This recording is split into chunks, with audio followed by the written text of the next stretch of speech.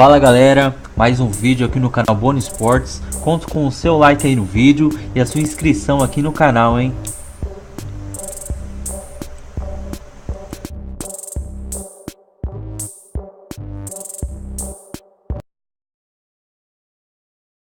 Fala, Helena! Olá, boa tarde a todos que estão acompanhando o Expediente Futebol. Nós estamos aqui no Centro de Treinamento Ninho do Urubu. Acabamos de acompanhar um pouquinho da atividade desta tarde do Flamengo, que se prepara para enfrentar o América Mineiro amanhã no Maracanã. E essa partida vai marcar a despedida de Júlio César. Depois de 21 anos de carreira, é o momento de dar adeus aos torcedores do Flamengo, que comparecerão em peso. Nós temos aqui a última parcial, 40 mil ingressos foram vendidos. E quem falou com a gente na entrevista coletiva e falou sobre o Julião foi o Rodinei. Então vamos ouvir o lateral do Flamengo. A gente sabe que é a despedida do Júlio, Julião, como eu chamo ele, uma grande referência para nós. Mas a gente sabe que já fomos lá em Salvador buscar a primeira vitória contra o Vitória, não conseguimos, fomos prejudicados. Mas a gente sabe que amanhã, independente de ser despedida dele, a gente tem que entrar em campo em busca dos 3 pontos para coroar essa despedida dele aí. Bom, mas apesar da festa toda com a despedida do Júlio César, a gente sabe que a situação do Flamengo não está nada fácil, principalmente com a sua torcida. Os muros da Gávea foram pichados depois do empate com o Santa Fé na Libertadores no meio de semana. Na estreia do Brasileirão também começou com um empate, está certo, com uma arbitragem muito polêmica. E quem falou sobre essa situação delicada foi o Rodinei também em entrevista coletiva. Então vamos ouvir mais uma vez o lateral agora falando deste ambiente não tão calmo aqui no Flamengo. Com certeza, a gente entra nessa partida de amanhã esquecendo um pouco do que passou já da Libertadores. A gente sabe, como eu disse, independente de ser despedido do Júlio César, a gente tem que dar uma resposta para a torcida. Tem que entrar amanhã, tenho certeza que o Maracanã vai estar lotado, porque o Júlio é um grande ídolo de todos. E a gente vai em busca dos 3 pontos. A gente tem que entrar muito focado, ver o que o professor Maurício tem para passar para a gente últimos detalhes. Bom, adoraria chegar aqui e contar para vocês qual vai ser o time do Flamengo que vai entrar em campo no Maracanã, mas isso não será possível. Sabe por quê? Acompanhamos só um pouquinho da atividade dessa tarde, na verdade acompanhamos só a parte física, só o aquecimento dos jogadores e depois fomos convidados a nos retirarmos, é por isso que nós estamos aqui. Neste momento o treino está rolando, mas posso dizer para vocês que o Rodolfo estava ainda fazendo o seu trabalho de transição, então trabalhando separadamente, e sabemos que o Everton Ribeiro não poderá jogar por conta da expulsão. Aí fica a dúvida, será que ele vai colocar o William Arão mais um volante ou será que ele vai mudar o esquema e colocar o Giovânio? É essa a dúvida que eu deixo para vocês discutirem aí na mesa do Expediente Futebol. Até mais. Muito obrigado, Helena Calil. E olha, a Helena não trouxe a informação porque ela aconteceu, foi divulgada pelo menos agora há pouco, não tem nem 10 minutos. Além de Everton Ribeiro, expulso contra o Vitória, o Flamengo não terá amanhã contra o América Mineiro Diego Ribas. Está fora, sentiu uma lesão muscular e ele não jogará contra o América Mineiro e já começa também a preocupar para o jogo de quarta-feira contra o Santa Fé. Meus amigos, Diego tem sido bastante criticado, tem sido muito cobrado, é uma ausência importante, vai ser melhor para o time do Flamengo experimentar um jogo sem o Diego ou seria melhor manter o Diego? Eu tô vai ser percebendo... experimentar o Paquetá na posição dele, jogar em meia. Ele que vai jogar ali, será? Imagina, qual o jogador que vem fazer articulação no meio campo? É o Paquetá. Vai ser o Paquetá. O Everton tá fora. É. O Diego tá fora. Quem é que vai fazer a armação ali no meio campo? O Paquetá. Aí você vai ter que abrir 2 jogadores de velocidade pelo lado do campo. O Paquetá vai jogar na dele. Vai jogar na dele, vai jogar na armação. Paquetá já jogou de volante, já jogou de ponta esquerda, já jogou de ponta direita, mas na dele de meio, centroavante. Já jogou de lateral. Agora vai jogar na dele de meia de ligação. O bom pra mim, eu prefiro ver o lado positivo. O lado positivo pra mim é que o Paquetá vai jogar na posição dele. E cá pra nós, eu vou além. Eu não consigo ver o Diego jogando bem no Flamengo. Se alguém conseguiu ver o Diego algum dia jogar bem no Flamengo, me conta. Ele começou no eu posso ir um pouquinho além? Pode. Eu acho que eu já falei isso aqui na semana passada. Por que eu vou um pouquinho além? O Flamengo foi eliminado do Campeonato Carioca, né? Ficou 2 semanas, mandou o Carpegiani embora, ficou 2 semanas sem treinar. Aí ele vai estrear no Campeonato Brasileiro. E treinou, não jogou. Ficou 2 semanas treinando. Sem treinar. Não, sem jogar. Sem jogar. Ficou 2 semanas treinando. E jogou um amistoso com o Atlético Goianiense. Aí eu ligo a televisão para ver o jogo contra o Vitória, tá lá. A mesma escalação, só sem o Everton que tinha sido vendido, a mesma escalação, 4-1-4-1, que o Carpegiani usava. Ah, Edmundo, o que você quer dizer com isso? Não mudou absolutamente nada. Os mesmos jogadores, as mesmas funções e o mesmo futebol ruim. Claro que atrapalhado pelo ato que expulsou o Everton Ribeiro um pouco antes. Por que eu estou falando tudo isso? Porque tinha um companheiro nosso aqui que dizia que às vezes Deus escala. Então é Deus escalando o time para ver se muda, para ver se dá uma sacudida, para ver se falta meia, se falta aqueles 4 ali, ele bota um segundo volante, ele abre, joga num 4-4-2, se reinventa, dá mais liberdade ao Vinícius Júnior, porque o menino tem alegria nas pernas, tem muita técnica, não pode ficar preso só a um lado. Gente, a gente já viu isso acontecer com N jogadores. Quando você dá liberdade de expressão, o futebol do cara cresce, porque ele não pode ser previsível. O jogador que tem a qualidade do Vinícius Júnior tem que ter liberdade. É difícil ter um jogador que dribla como ele. Ele dribla em velocidade, com a bola nos pés, mas preso na ponta esquerda ou preso na ponta direita, fica mais fácil. Um marca, o outro sobra. Então, aí ele passa por um, não passa pelo outro. Sim, então... Aí parece que ele não produz. Eu estou falando dele especificamente porque a gente está falando do Flamengo.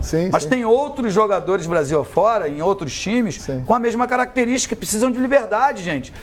A Alemanha joga no 4-1-4-1 porque, com todo respeito aos alemães que meteram 7-1 na gente, eles não têm o número de jogadores que os brasileiros têm. Eles não têm o jogo de cintura que a gente tem aqui. Que a gente aqui se vira nos 30. Eu estou percebendo, então, não ouvimos ainda o Eugênio nem o PVC, que na opinião do Pascoal e do Edmundo pode ser positiva aí a ausência do Diego e também do Everton Ribeiro, porque são, sem dúvida, hoje, os 2 jogadores mais criticados pela torcida. Só agora, depois que nós colocamos o tema no ar, é que apareceu ali o primeiro Twitter. Os outros, a nossa produção, a nossa retaguarda competentíssima, viu, seu Pascoal? Não estava conseguindo colocar no ar ali por causa... do excesso de palavras. De palavras não muito coloquiais. Não publicadas. De baixo calão que estavam sendo dirigidas para Diego, principalmente, então, a nossa produção com dificuldade para separar ali os tweets. O Diego estava merecendo sair do time? Na opinião do Edmundo e do Pascoal, pode ser uma boa. Eu acho que e o PVC e o Eugênio, o que acha, hein? Eu acho que o Everton Ribeiro merece sair do time e o Diego ainda não. Porque o Diego ainda mesmo que tenha a bola parada nisso, ele é o líder de assistência do time no ano. E é uma referência do ponto de vista da experiência. Acho que pode ser bom. Contra o América Mineiro, eu acho bom. PVC, desculpa interrompê-lo, olha ali. João, a ausência do Diego não é desfalque, é reforço. Qual o nome dele? Moisés Pereira. Valeu, Moisés. Obrigado aí pela participação. Diga, PVC. Eu acho que contra o América Mineiro é bom ter a possibilidade de testar o Vinícius Júnior, o Paquetá na função dele, e o Henrique Dourado, ou o Lincoln, e talvez o Giovani do lado direito. Tem que ver quem é que vai jogar do lado direito. Giovani ou o Marlos, pode ser, né? Ou o Marlon, o Marlos Moreno. O Marlos Moreno nem no banco ficou no último jogo. Não, no último jogo ficou. Mas testar o Paquetá, vai ser o time do Paquetá e do Vinícius Júnior. Foi cortado do banco, né? Na última hora ele foi cortado do banco. Contra o América vai ser o time do Paquetá e do Vinícius Júnior. A parte do Júlio César, do dono da festa. Sim. E se funcionar, você pode ir com esse time para Bogotá. Mas, é porque o Diego é dúvida para Bogotá também. Mas em tese, não é uma regra. Você vai jogar Libertadores com um time de meninos, a chance de você ganhar é menor. É difícil isso, né? É muito difícil porque, óbvio que a torcida tá chateada. Tá muito tensa. E eu acho que às vezes isso atrapalha um pouco, porque você tem que olhar o todo. Entenda o que o Edmundo está colocando aqui. Mas assim, a escalação era a mesma... mas o futebol apresentado pelo Flamengo nos 20 primeiros minutos foi um futebol muito bom contra o Independente Santa Fé. É fato, Eugênio. O Flamengo jogou muito bem. O que ele não conseguiu foi manter aquela intensidade, aquele ritmo, aquele caminho de jogo por mais tempo.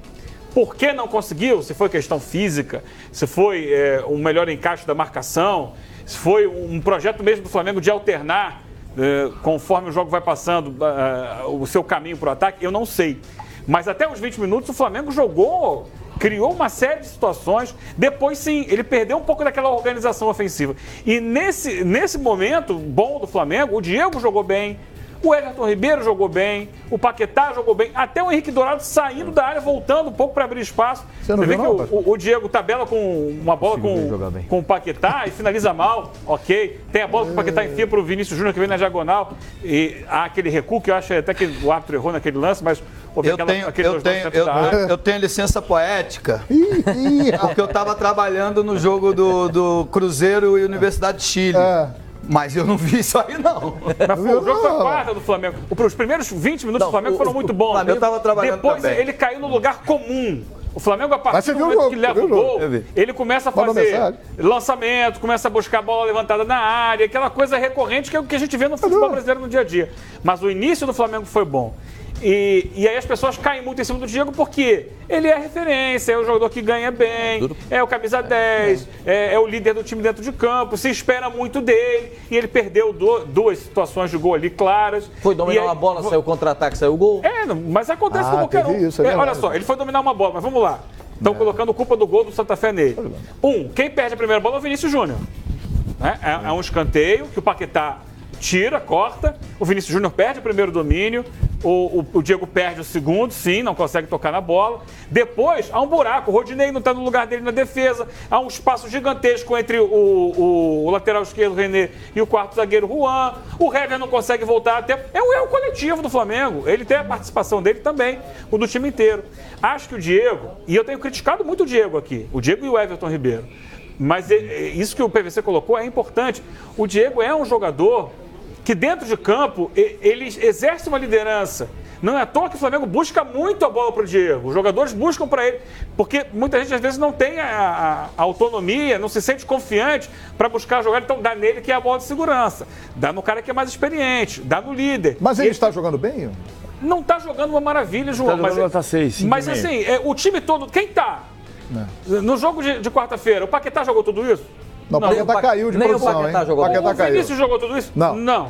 O Everton Ribeiro jogou tudo isso? Não.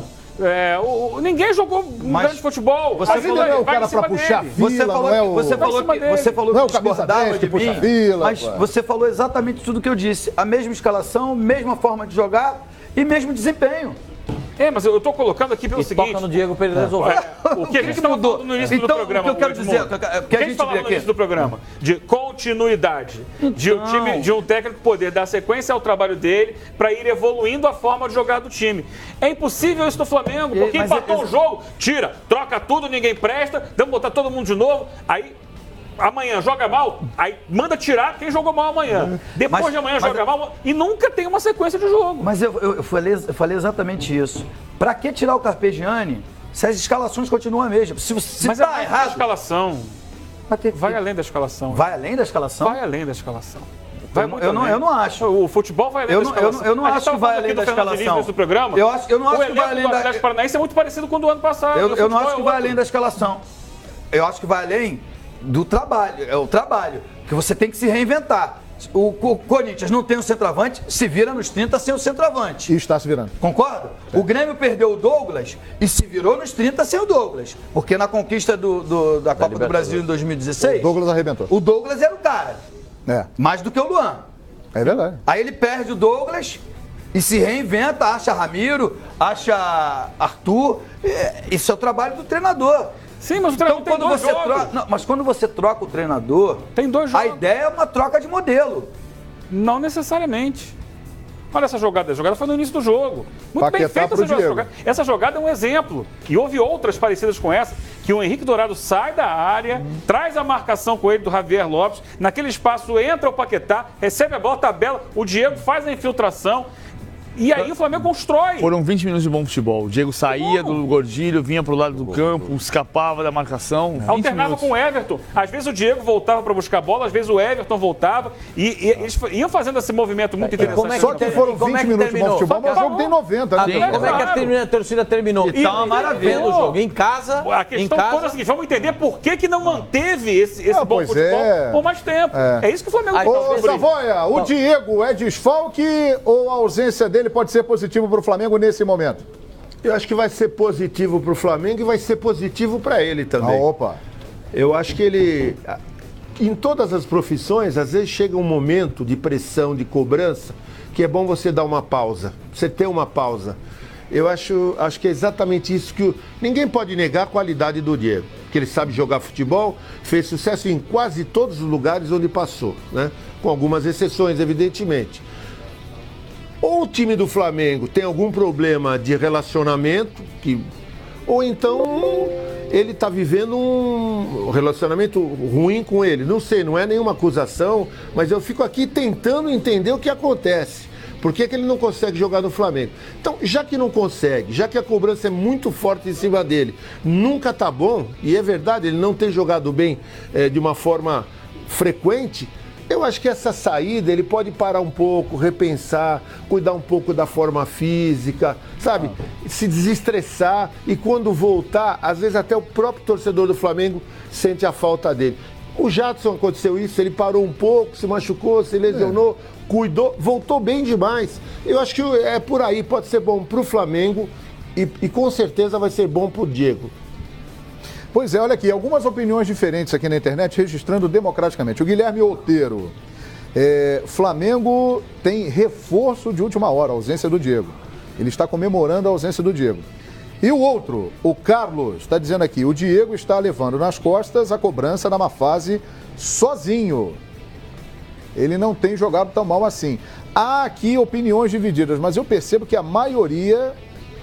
O Diego perdeu o prestígio neste momento com a torcida do Flamengo. Aquela história que eu falei outro dia aqui. Ninguém está dizendo que o Diego está jogando muito, né? A pergunta é se o Flamengo abre mão do Diego e você põe. Vai ser o time de Paquetá, Vinícius Júnior e Lincoln. Pode ser um time que faça história, seja insinuante, agressivo, faça gol todo jogo. É um time de meninos, né? Os técnicos mais conservadores diziam, e eu não concordo com isso totalmente, não, que meninos ganham jogos e homens ganham campeonatos. Não é 100% verdade. Eu conheci time de meninos, os meninos da Vila de 78, os meninos do São Paulo de 75, que ganharam campeonato. 2002, né? Agora, o Diego e o Robinho. O Diego e o Robinho. A pergunta é se hoje o time está pronto para jogar Libertadores com os meninos. E qual seria... E pode ser necessário. Mas, espera um pouquinho, a vitória do Flamengo contra o Emelec, quem é que mudou a história? Mas quem deu o passe foi o Diego. Quem deu o passe pro Vinícius Júnior no segundo gol foi o Diego. Aquela partida, hein? O Diego jogou bem aquele dia. O Flamengo jogou bem aquela partida. Então, e o Vinícius decidiu. Não existe... O ideal, Pascoal, seria você ter um time... O ideal seria você ter um time que jogasse todo mundo bem, jogando todo mundo bem, com meninos e experientes, não veteranos. O problema do Flamengo, aí o Edmundo tem toda a razão.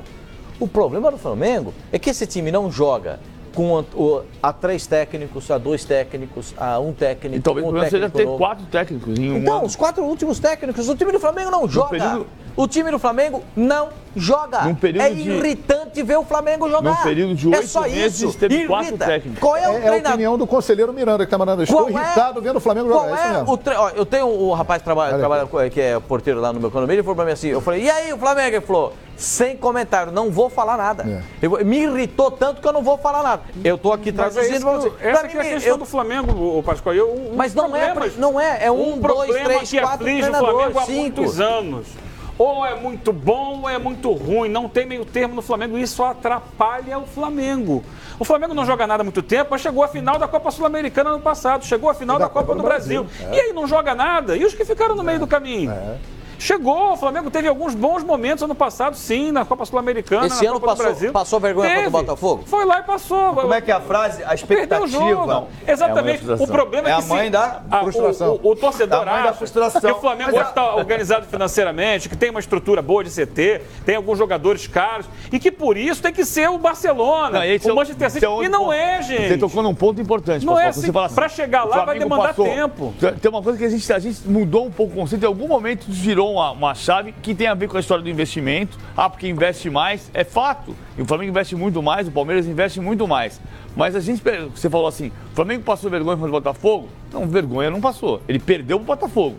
Agora, em algum momento a gente chegou à conclusão que perder pro Botafogo é vergonha. E não, perder de 6-0 pro Botafogo, pergunta pro torcedor do Botafogo, você vai ver do Flamengo, você vai ver se ele não vai falar que passou vergonha. Perder pro Botafogo de 6-0. Esse é o problema. Perder pro Botafogo achar de 6-0. Que passar, perder de 1-0 pro Botafogo é passar vergonha. Não é vergonha. Perder pro Botafogo de 6-0, como perdeu em 72, é vergonha. Você demora 9 anos para superar aquela vergonha. Perder de 7-1 da Alemanha é vergonha. perder de 1-0 do Botafogo, até onde a gente conhece a história do futebol, é Flamengo e Botafogo. Como diria o Jardel, clássico é clássico e vice-versa. Agora, assim, é claro que o Flamengo tem que ganhar mais do que está ganhando. Sim. Isso está claro.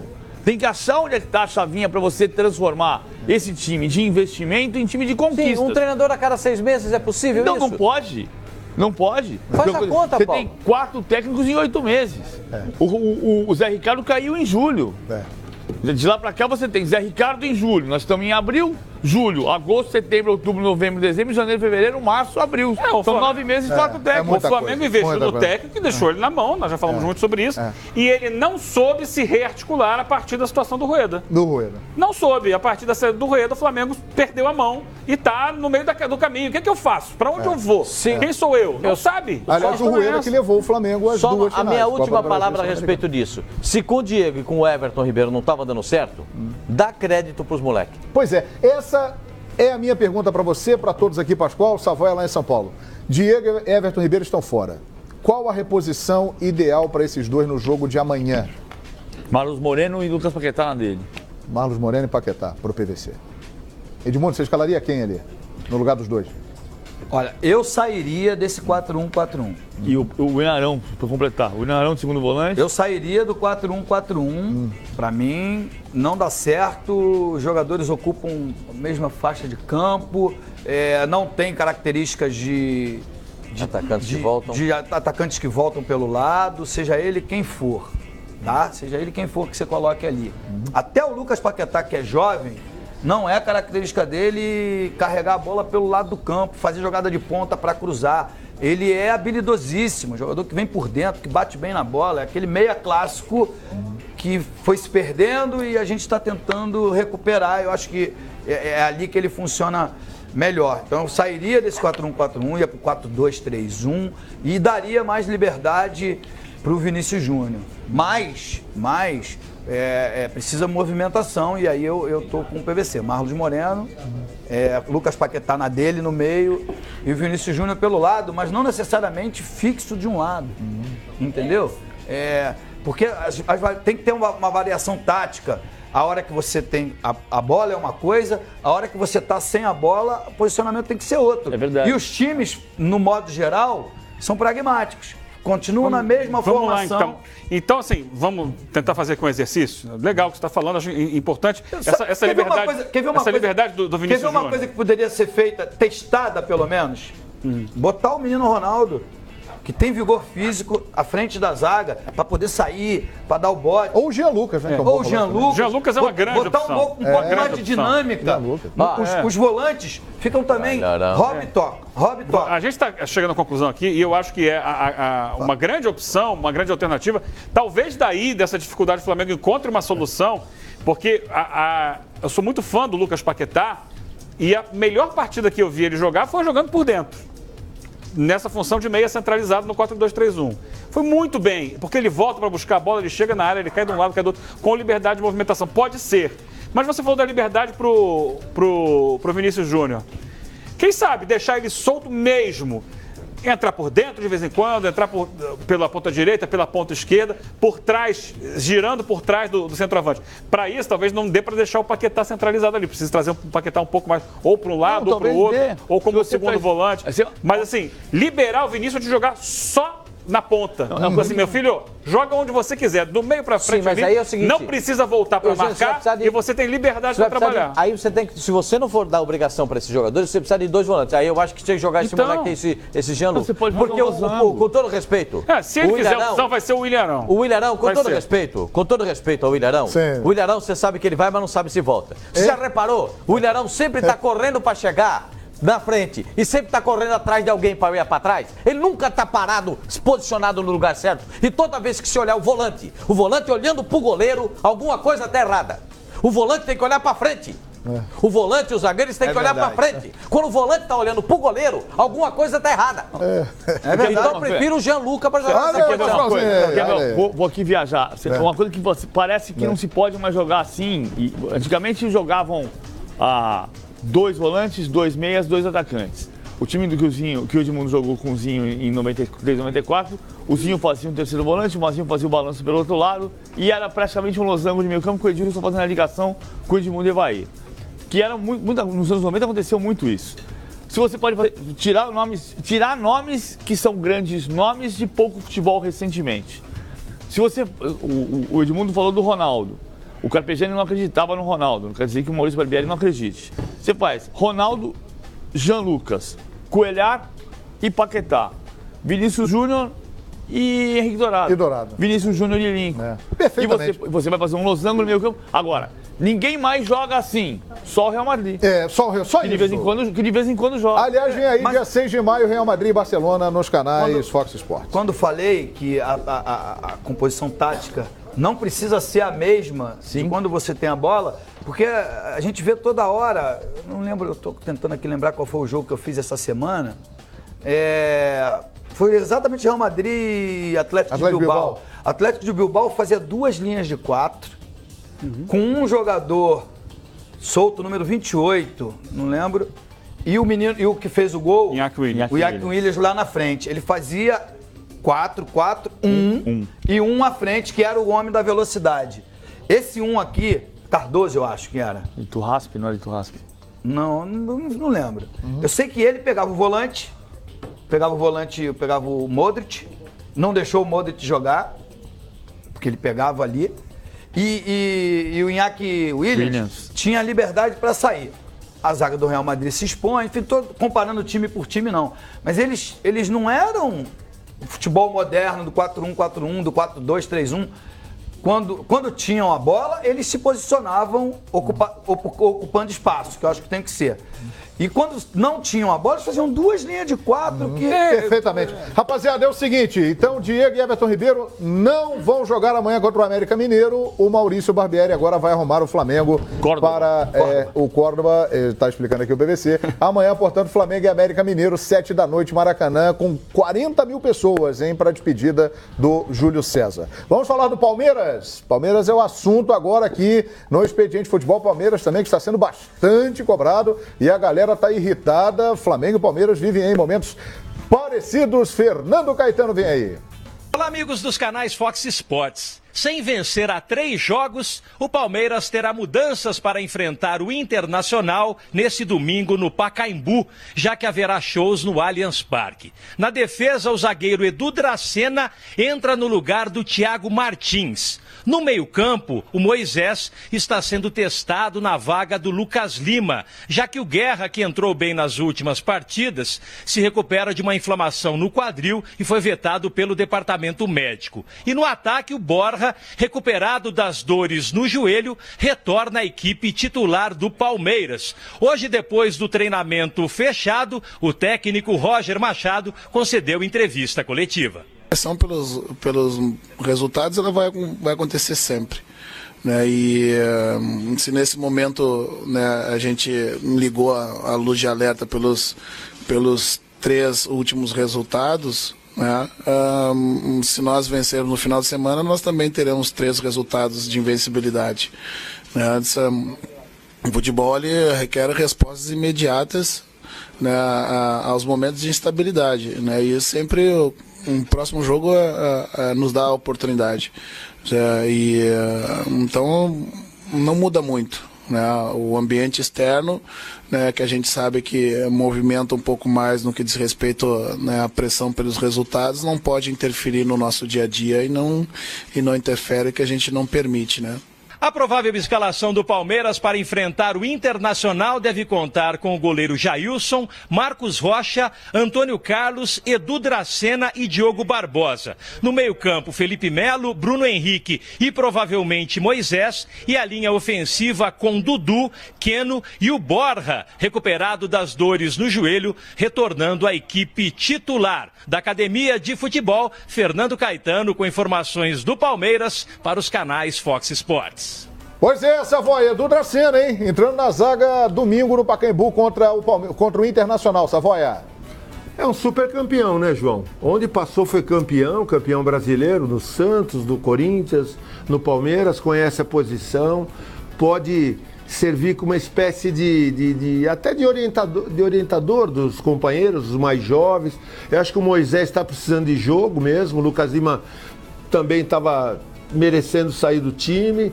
Eu acho que o Palmeiras ele tem que encontrar uma frequência mais positiva. Na semana passada, quando a gente deu os palpites, aliás, na semana retrasada, né? Eu até comentei que o Palmeiras joga 25 minutos bem e depois nem tanto, às vezes joga mal. Eu acho que o Palmeiras tem que se reencontrar nos 90 minutos, né? Então acho que o Edu pode dar mais segurança, cresce muito no jogo aéreo, na experiência, né, na liderança, que é muito importante nos momentos mais difíceis. Eu acho que o Moisés é um jogador tecnicamente bem dotado e também de força, mas que precisa de ritmo. A gente percebe que ele está sem ritmo, sem confiança. Eu acho que o Palmeiras tem que reencontrar a média dentro dos 90 minutos. Time tem, banco tem, gosto do trabalho do Roger Machado, mas é um time muito cobrado, porque investiu demais. Qualquer tropecinho do Palmeiras, não, porque é o time que mais gastou, é uma seleção brasileira, ninguém serve. Esse tipo de coisa atrapalha muito o trabalho.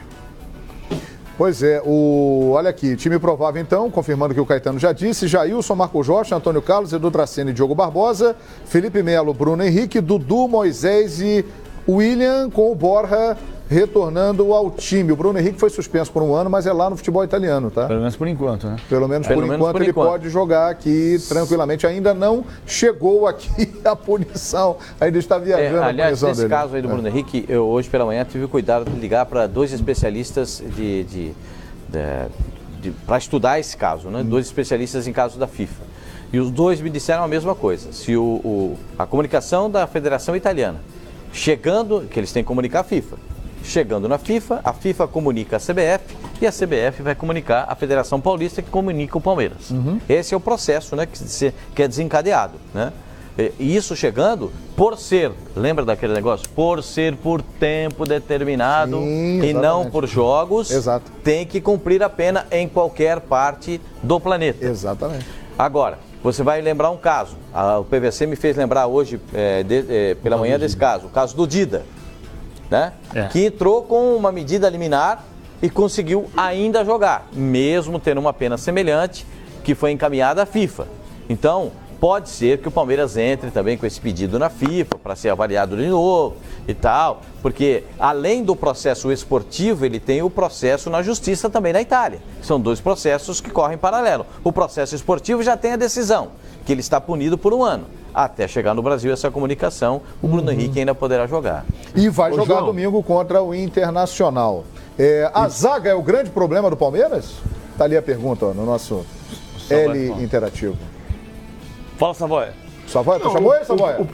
O problema é saber como é que vai estar a cabeça do Bruno Henrique para jogar com esse problema na Itália. E outra coisa, eu conversei com um especialista, esses caras que fazem passaporte comunitário, estrangeiro, irregular. Italiano. Os caras que fazem passaporte irregular. Não, muito pelo contrário. Ele fez meu passaporte italiano, minha cidadania, na verdade. Até vou dar o nome dele, é o Robson Moras, de Poços de Caldas. Porque às vezes não, quase sempre, e eu conheço o Bruno Henrique há muito tempo, ele não é, eu acho que ele é vítima nesse caso, porque alguém lá atrás que tentou levar o Bruno Henrique para o Palermo, né?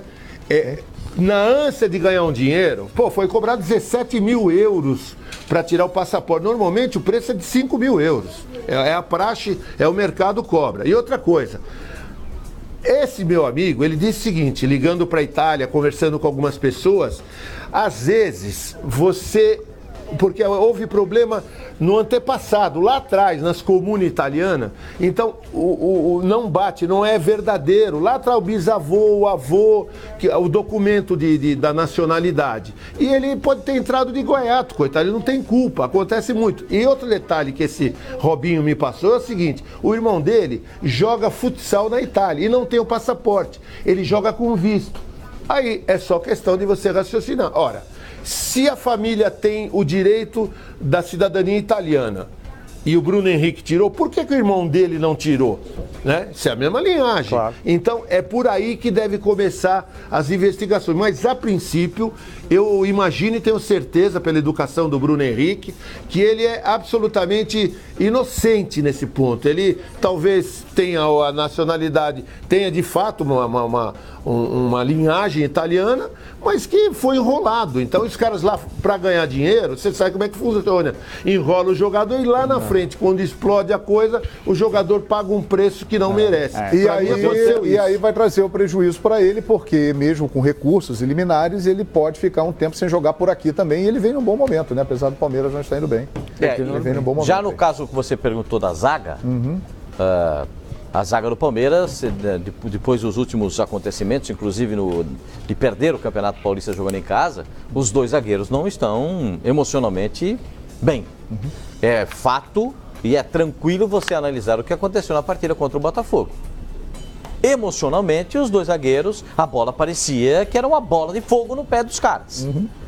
O Edu Dracena é o melhor zagueiro que o Palmeiras tem. Recuperado, ficou treinando, ficou 4 meses treinando praticamente. 3 meses treinando. Não bota o melhor zagueiro para jogar? O segundo melhor zagueiro do Palmeiras, na avaliação geral, é o Luan. Ele está treinando há 6 meses depois da contusão. E não bota o cara para jogar? O Palmeiras tem um zagueiro invisível. Quem é? Emerson Santos. Alguém viu esse cara jogar? Não. Alguém tem notícia do Emerson Santos depois de setembro? Não. É um zagueiro invisível. Ele tá lá no Palmeiras, mas ninguém vê. Invisível. Ele tá ali, ó, camisa 44. Olha ele ali, passou ali, ó. Camisa 44. Olha lá, ele tá no meio da roda ali. Esse é o Emerson Santos. É o zagueiro mais rápido que o Palmeiras tem. E no Botafogo, quando ele jogava, e faz tempo, ele jogava bem, era um bom zagueiro. Inclusive no Palmeiras foi colocado em alguns momentos de lateral direito nos treinamentos. Né? Quando o Palmeiras teve aquela crise de lateral, com o Mike machucado, com os jogadores que estavam na lateral machucados, ele até treinou de lateral direito. Então é o seguinte, o Palmeiras precisa começar a dar uma satisfação para a sua torcida também nesse aspecto do que foi investido, porque foi investido, e o Palmeiras, para quem não sabe, é oficial, o Palmeiras está atrás de um zagueiro. Pasmem, senhores. Mas não tem um monte. O Palmeiras contratou um zagueiro sabendo que o Mina sairia do Palmeiras. Luan. Sim. Contratou o Luan para quê? Qual era? Estamos contratando o zagueiro para substituir o Mina. Luan, jogador que foi da seleção brasileira e tal. Contratou o Emerson Santos numa eventualidade. Contratou Juninho, aliás, que foi a patrocinadora que contratou o Juninho. Juninho não tem condição de jogar no Palmeiras. Tá lá. Certo? Sim. Esse eu não estou levando nem em consideração. Poxa vida, e está atrás de outro zagueiro. Oficialmente o Palmeiras procura um zagueiro. Nesse aspecto você está falando de erro de avaliação, né? Porque os jogadores chegaram. Só pra... Pode ser avaliação ou pode ser do gosto do treinador que está. Também. E aí a troca atrapalha isso. Mas os jogadores chegaram. Chegou o Juninho, chegou o Luan, chegou o Emerson. Mas eu acho que o Luan, o Edu Dracena e o Emerson Santos, eles têm condições de jogar no Palmeiras. Sim, e aí jogam os dois meninos. A minha avaliação em termos do Palmeiras é que o Palmeiras tem uma cara, tem um padrão de jogo, tem uma maneira de jogar. E quando todo mundo joga bem, o Palmeiras funciona. O Palmeiras está tendo uma crise, se é que a palavra técnica. É essa, técnica individual. Porque o Lucas Lima não joga bem faz tempo. O Antônio Carlos, que é excelente jogador, até acho que ele peca por excesso. Que ele vai para fazer... Só um dado cumprir funções. Sobre o Antônio Carlos. No jogo com o Botafogo, ele disputou 10 bolas no alto, ganhou as 10. Então, eu estou dizendo, ele peca por excesso, porque ele não faz só a dele, ele vai cobrir, ele vai dar bote, e aí ele acaba se perdendo. É a bola do gol do Corinthians. A bola do gol do Corinthians. Então, assim... E do Boca. Então para mim, a opinião... o Boca também. A minha opinião é erro individual, erro técnico, que com um elenco... farto, com muitos jogadores, tem que ser corrigido pelo treinador. Claro, tem que ser resolvido pelo treinador. Meu filho, você não tem que ir ali é do lateral. Você fica aqui, que é a sua posição aqui dentro. Já que saiu da área, é o princípio básico do zagueiro. Já que saiu da área, faça o serviço completo. Se o cara vai te dar o bote, empurra, faz a falta, mata a jogada. Se você saiu para tomar a frente do lateral, faz o serviço. Qual é o serviço? Não deu para dominar, faz a falta. Aí bate uma falta lateral, aí é obrigação dele tirar de cabeça. Então, não pode tomar frente no Marcos Rocha e deixar o cara fazer todo o devorteio que ele fez um devorteio aqui, ó. Isso trouxe aí, aqui, isso é trabalho do treinador, saiu o gol. Aí vai no jogo do Boca Juniors. O jogo do Boca Juniors, a bola é dele, gente. A bola é do Antônio Carlos. E eu acho o Antônio Carlos como você. Eu não acho ele mau jogador. A bola veio nele. Dá uma raquetada na criança. Ele encolheu o corpo. Pra que ele fez ali? Pra dar a bola pro cara. Deu a bola pra sair o gol do Boca. Quer dizer, esse é o momento psicológico que eu estou tratando. Não está bem, está bem psicologicamente. Então muda. Dá uma chance pra quem merece, pra quem estaria aparecendo. Agora, só passando o fio, PVC, pro meio-campo, né? A gente tá falando agora. O Lucas Lima, disse o Edmundo aqui, o Lucas Lima não tá jogando bem. Não tá. Começou bem o Campeonato Paulista, sobrou no campeonato, quando estava bem fisicamente, inclusive se doando pelo time do Palmeiras. Vocês estão lembrados disso? Como ele vinha para marcar, dava o bote, tesoura voadora, rabo de raia, salvou o gol em cima da linha lá no jogo lá contra o Mirassol. Tá lembrado disso, PVC? Então, em cima da linha, foi lá, tirou, o escambau de Madureira, se virou igual charuto em boca de bêbado. Agora, passou um tempo, começou a alugar um terreninho de 30 por 30 aqui, já tô aqui no terreninho, já não é legal. Ia jogar o Guerra.